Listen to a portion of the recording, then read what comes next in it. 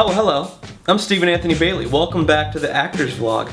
Alright, YouTubers, today I'm going to talk about auditioning and audition technique. I've had people ask me to talk about it, so I think we're going to. Cool? Ready? Let's go. Now, in one of my older vlogs, I talked about my favorite acting books, one of which being Audition by Michael Shurtleff. You should read that along with watching this vlog. It'll help you out a lot. So auditioning, we know that's a huge part of acting. It's one of those things in acting that makes us extremely nervous. It gives us anxiety. It's where the big fear of rejection comes from, is from those auditions. You have to go inside of a room, look into a camera, bury your soul on material that you've had a day or two to practice with, right? It's really, really hard. It's really, really scary. It's nerve-wracking. It's all those things, but there are so many tips I can give you on how to stay relaxed and go in there confident. So here's what's going to happen. I'm going to give you 5 tips to help you audition better. Cool? So let's assume that you've already read Audition by Michael Shurtleff and you've watched my other videos and you've done some studying on your own and you've auditioned quite a few times, but you want to get better. So that's what we're going to talk about today. So with auditioning, number one, what I'm going to tell you is that you have to know how the process of casting works. So a screenwriter writes the script, they create the role, the screenplay is handed to the casting director. The casting director looks through it and makes a breakdown. So what they do is they put that breakdown online, and then your agents and your managers submit you for that role. They pick about 10 people to go in for that role, and they only have 10, so they have to make sure that the people that they bring in are already perfect, that they could walk onto set and play that role just as long as the director thinks that they're right for it, looks right for it, etc. So what you have to understand, the number one thing I want you to understand, is that those casting directors want you to be great. They want you to nail that part. They need you to be great because their job is on the line. If you suck, then they look bad. So they need to make sure that they bring in people that they can trust, that are well trained and look the part, that they believe, that they have faith in, can do the part. So when you walk in the door, they want you to be great. So just know that the casting directors are not your enemy. The second thing I want you to realize is that the most important thing when it comes to casting is your look. If your look isn't right for it, it doesn't matter how good of an actor you are, you're just not going to get the part. You have to look the part. So how do we look more the part? Well, if it's a doctor, you don't walk in with a stethoscope around your neck and a doctor's coat on, but you dress the part enough to hint at, hey, I look like a doctor. If you walk in that audition wearing a purple t-shirt, you don't really look like you'd be a doctor, so that would be the wrong choice. So now we know the casting director believes in you and wants you to nail it. You've dressed the part, so you look the part, which is a big deal.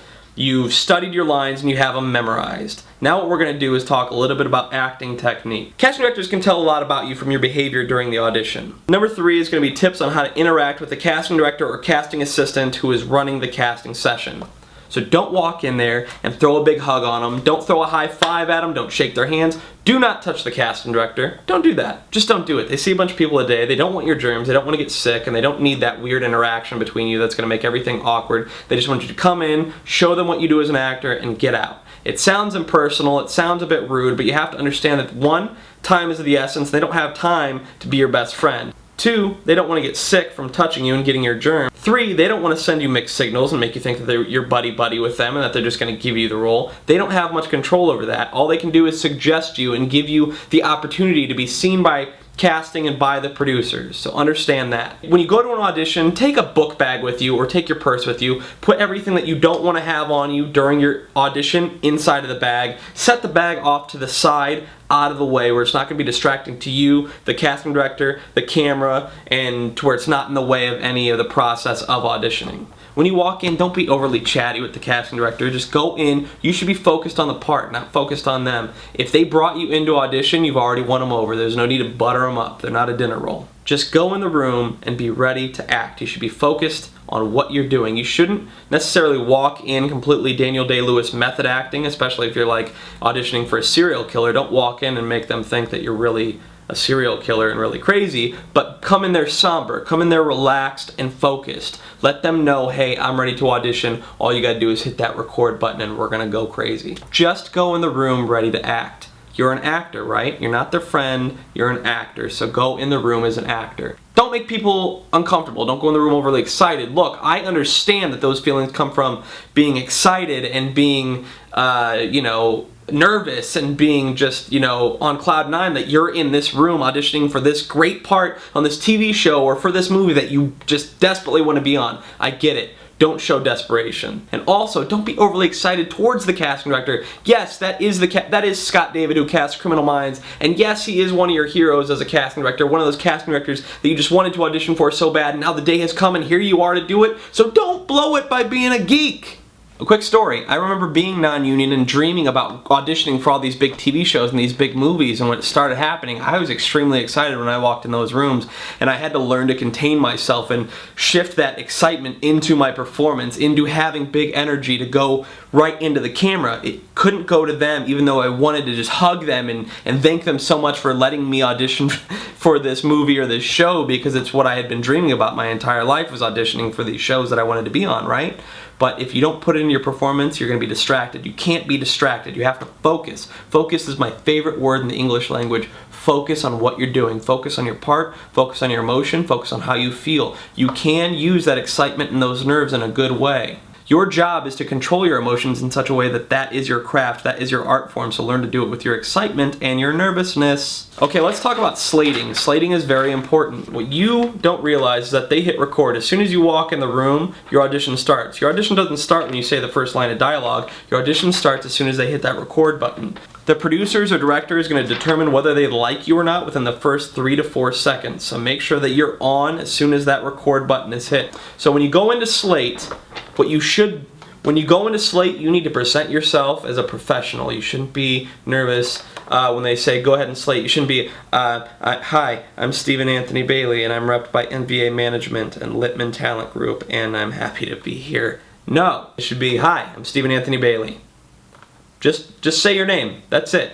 You're not acting when you say your name. Just say your name, but be confident and present yourself as a confident, ready-to-work professional. Hi, I'm Stephen Anthony Bailey. What's better?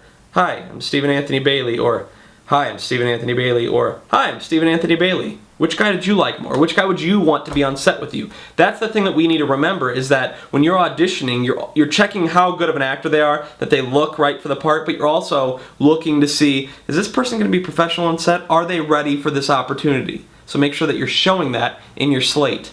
Now, I've been to so many casting director workshops, and different casting directors like different things from their actors. Some like you to be completely off book and not have script in your hands at all. Some like you to be completely off book and keep this in your hands, the script, just in case. The sides, these are sides. It's usually about a page of dialogue, depending on the size of your role. If you're auditioning for a big guest star role, you could have 3, 5, 10 pages, something like that. But your sides. Some casting directors don't want you to have sides in your hand. Some want you to have sides in your hand. Even if you are off book and memorized, they want you to keep it in your hand just in case for some reason your nerves get the best of you and you drop a line. You can just easily look down and jump right back up into the scene. They don't want to do 10 different takes with you in your audition. You have to realize that they have about 5 minutes to audition you. And part of that is you coming in, setting your stuff down, getting on your mark, and doing your slate, doing your audition, getting some redirection, and doing another take, getting your stuff and getting out. 5 minutes goes pretty quickly, and it's very easy for the casting directors to get behind on schedule. They don't want to be there all night, and they have a time limit on when they need to get these audition tapes to the producers and to the director to see who's going to get a callback or who they're casting from tape. Also, when you do your slate, there's going to be a mark on the floor. It's usually a taped X. You're going to stand right on that. Don't look around and say, oh, where's my mark? Don't look like you're an amateur. Walk in, look for the mark on the ground, find it, stand on it. If that's not the right mark, they'll tell you where the right mark is. Other thing that you're going to do is ask before you audition where your eye line is. Is your eye line directly down the barrel of the camera? Is it just off camera? Are you looking directly at your reader off camera this far away? Figure out where that is, because you don't want to be wandering with your eyes as you're holding your sides and reading your dialogue to 10 different people. That's going to be completely distracting when they watch your audition tape later. Okay, so we've given you a few tips so far about auditioning, how to compose yourself as a human being, and how to be professional when you walk in the room. We've talked about finding your mark, finding your eye line, and delivering your slate. Now let's talk a little bit about preparation for this audition. Different actors like to work different ways. Some people like to be completely off book. Some like to stay a bit loose with it and know the lines about 95%, but still use the script a little bit so that they can stay loose and make it feel like it's really happening in the moment. Some people go in unprepared, which is a complete no-no. Don't go in unprepared. If you have the opportunity of a lifetime to be on a TV show, acting, getting paid to say somebody's words, why would you not prepare for that and take that seriously? If you're not willing to take your audition seriously, then you're in the wrong business, man. Auditioning is everything. Until you're Tom Cruise, then it's nothing. but how many of us really get to be Tom Cruise? Let's be honest. Maybe you are the next Tom Cruise, but you're going to have to audition. Even Tom Cruise had to audition at the beginning of his career. Okay, so you've got your sides completely memorized 100% in your head. You've got the sides in your hand just in case. You're ready to go. You understand the character. You've done a complete breakdown of everything that you've been given in the script. Sometimes the script has certain material marked out in an X, like this isn't part of what we're reading. Read that anyway. Collect every single clue that you can about this episode and about who your character is and what happened before your scene and what happened after your scene. If you can see those things, collect as many clues as you can, because you want to go in and be able to deliver as close to what they're imagining in their heads as possible, because you have to keep in mind they've all read the script all the way through. I want to talk about improvisation during auditions. You have to keep in mind that sometimes the writers are in the room with you, and if you go improvising everything that they've written, they're going to think that you think you're a better writer than they are. Even if it maybe feels better to you to deliver it that way, you need to be ready to deliver this script word for word, verbatim, without changing anything. Sometimes the casting directors will say, don't worry about the dialogue or make it your own. They're saying, go ahead and improvise if you need to. For me, I'm a very improvisational actor. I love that. But I do know, especially for comedy, if I go in to Mindy Kaling's office for the Mindy Project and I'm reading off of her sides, she wrote that. If I'm changing these words, that's a complete insult. I'm slapping her in the face as she's having me audition for her. How great does that sound? Do you think I'm getting the role? I don't. No. So be careful with improvisation. If it's an improvisational audition, obviously improvise. If they say you should improvise, improvise. If they say you shouldn't improvise, don't improvise. Now, it's okay to put a button on something. A button is something at the end of a scene as a bit of a capper, something that you maybe improvise to add to the end of the scene to get an extra laugh out of it. That's okay to do, especially in commercial auditions. Always, always, always add a button at the end. For theatrical auditions, be careful, feel it out, figure out if maybe you should put a button in there, maybe that would get an extra laugh, maybe something that they haven't thought of, or maybe something to make you stand out amongst the other actors. Another tip is don't bring props. We talked about not overly dressing for the part. Don't come in with a stethoscope and the doctor's lab coat, right? But also don't bring props. Don't bring in a gun if there's a gun in the scene. That's just going to get you shut out of Hollywood altogether, because everyone's going to think you're absolutely crazy. Don't bring props. You don't need them. Use your space work like you did in improv class or what you did in acting 1 class. If it's a phone, just put a phone up to your ear. You don't really need your iPhone. If you really need your iPhone, then you need to keep going to acting class because you're not ready to audition. Just do space work, hello? Or if it's a gun, just hold the gun up like this. Don't do this. This is lame and this makes you look stupid. Don't do this. This makes you look lame and makes you look stupid. Those things don't exist. Or if it's a cup, you don't really need a mug of coffee to take in with you for the audition. You don't need that stuff. Just, act it out. Since you're an actor, you should be able to do that, right? Now, personally, auditioning, I have a love-hate relationship with. Look, everyone's in a big hurry. No one's in a good mood. I'm nervous. I'm scared. I really want the part. Why would I like auditioning? I'm getting ready to be rejected 99% of the time, right? But you have to learn to love it. You have to understand that if you are auditioning, you are working. That is part of your work, is to audition. To go in there and show them what you do. You have to go in there thinking, this is my part. They've already cast me in the part by inviting me to come in. I just have to go in and rehearse it and show them what my take is on it. And if they don't like your take, why would you want to be cast anyway if they're not going to like your work? You want them to cast you based upon the work that you do, right? So as long as you make sure that you're doing everything else that we talked about with how you compose yourself, not going in looking crazy with props, and by hugging and sneezing on people, by doing your slate correctly, by keeping your sides in your hand, being completely prepared and memorized, knowing your character, and going in completely ready to rock and roll. If they don't cast you, then just realize that you were going a different direction than their show was, which is something that I want to talk about. If it's Criminal Minds, you better watch Criminal Minds, at least a few episodes. We all have Netflix. Go on Netflix, watch a few episodes of Criminal Minds so that you know the cadence of how it's written, so that you know what the basic structure is of the show, so that you know what the tone is, so that you don't go in acting like it's a multicam sitcom, doing that type of audition for Criminal Minds. Criminal Minds is single cam, super dramatic, very serious acting, right? Where a multicam is very silly and setup, punchline, waiting for the audience to laugh kind of thing. If you're doing that kind of audition, for Criminal Minds because you don't know what Criminal Minds is or know the tone of the show, you're in big trouble and you're wasting your time. That office isn't going to bring you back because they don't think that you know how to break down a script.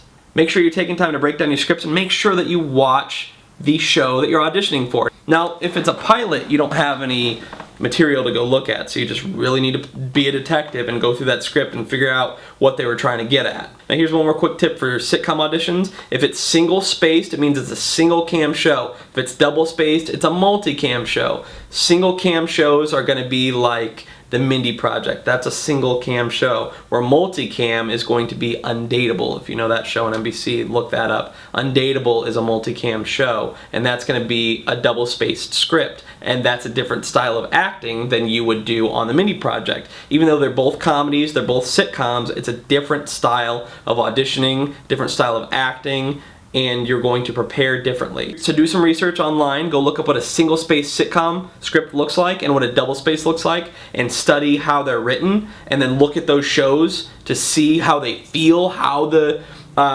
performers are acting in their scenes. So that's going to help you to audition for those better. Okay, so that's all my tips on auditioning. There's so many more tips I could give you. I could talk all night about auditioning. Auditioning is hard, but auditioning gets easier with practice. But I got to tell you, the things that I just said are the highlights that are going to make you a better auditioner today. But I got to tell you, the things that I just told you in this video are extremely important, and they're going to make you a better auditioner today. So make sure that you listen to all these rules, go into your audition, nail it, and book that part.